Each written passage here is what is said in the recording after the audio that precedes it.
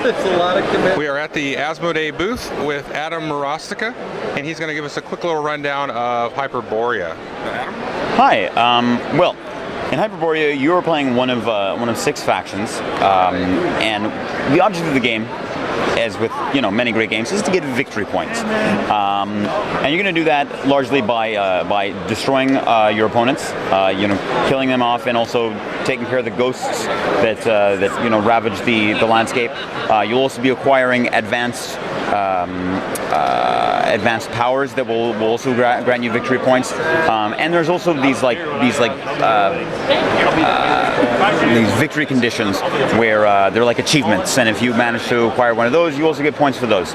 Okay. So in the grand tradition of many games made over the past 6 years, it's about building something. It's not deck building, it's not dice building, it's not chip building, it's a bag building game. At the beginning of the game, each player puts one of each color, except the gray ones, because those are trash. They're bad. They're like curses. They're not good. But one of each color, then another one. So you decide what you want to do. If you want to do a lot of fighting, you're going to put another red cube. If you want to do a lot of moving, you're going to put on another green cube, because each cube has a certain focus on the way the game is played. What you're going to do at the end of each of your turns, or just to start the game, is draw 3 cubes from your bag and place them in your active space there. On your turn, you're going to place those cubes onto these spaces or onto advanced text that you've purchased. And then I'm going to... Once the space is full, you get to do that thing. So for instance here, if I place a green cube and a cube of any color on those 2 spaces, I get to move twice. 1 army twice, or 2 armies once each. Okay. Then those cubes go to my trash. They're going to get to go back into my bag once we go to a reset. And we're going to be able to use them again and again and again. Now, the trouble is when you get advanced text, you're going to get garbage. Technology does not come without its downsides, and that trash is largely not usable. There are some texts that actually allow you to use trash, which is quite handy, but in most cases, it just clogs up your bag. And those advanced text are those stacks of cards over there? On the far top left corner, those are the advanced text. Okay. And so they're basically the same stuff you got on your board, but better. Okay. And I see seems like there's 4 tiers there. Exactly. Well, the tiers, they're not so much tiers as they are, the numbers are there simply to differentiate them. The first tier has to do with movement in battle. The second tier has to do with points and with improvement, with getting more guys on the board. The third tier has to do with acquiring more cubes, and also with let me see the color that is. I think also movement. And then the last tier is like a tier that allows you to actually use your garbage for something, which is nice because garbage is otherwise completely useless. All right. So what are some of the end-game victory conditions that you might have to satisfy? Well, if you take a look here, we've got, those are the achievements.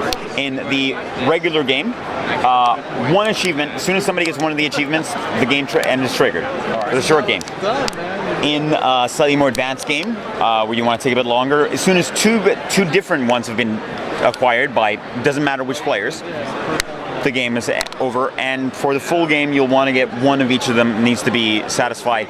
So the one on the right with the star, it's as soon as somebody's got 12 of these gems, which are required a number of ways, some of which, like for killing your opponents, you're going to get those gems as well. Now the one with the cards, if you have 5 advanced texts, you qualify for that. Okay. And this weird dude-looking guy, if all of your dudes are either on the board or in your players, in your opponent's graveyards, because when they kill you, they get you. Okay. Then if you basically have no guys left in your supply, you qualify for that one. All right. And now what's interesting, the game promotes killing everybody equally, not just ganging up on one person. Reason being, so when you kill somebody, you take, for the first time, you take their figure, or that figure that you killed, and put it right here. It's worth the point at the end of the game. If I kill that guy again, it just goes back to that person, and I don't get anything for it. Oh, okay.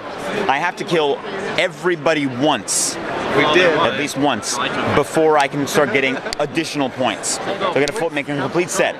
Then when I kill somebody, they get their stuff back, they get their guy back, but I get a point. Gotcha. Yeah. How is combat resolved? Oh, really simple. If you manage to get an action that gives you combat, you kill something that's in the same square as you. It's not the combat's not complicated. Right. It's just there. But what's interesting is that if I look around, and because people are drawing their cubes at the end of their turn, I see who's actually capable of performing combat. Right. It's visible what people can do on their turns. thanks, What they're going to do, you don't know, but you know what's possible and what's impossible. Now, what are some of the, I've noticed some different iconography on the tiles, the locations. What's special about that? Okay, so if I've got a guy in here, I can, as a free action, move him there to do that. He is now stuck there, can't do anything else until I reset. If I go here, or like there, for instance, I get one of these things, and it gives me a special bonus. Okay. And again, he would be trapped there until I reset. How does the reset work? If I, at the end of my turn, go to grab cubes from my bag and there are none there, I do a full reset. All of this stuff from here goes into my bag. And just like a deck building game, right? Here's the trouble though. If there are 1 or 2 cubes in your bag, you just draw those, and you've got a crappy turn next turn. Right. So you want to try and get groups of 3. Okay.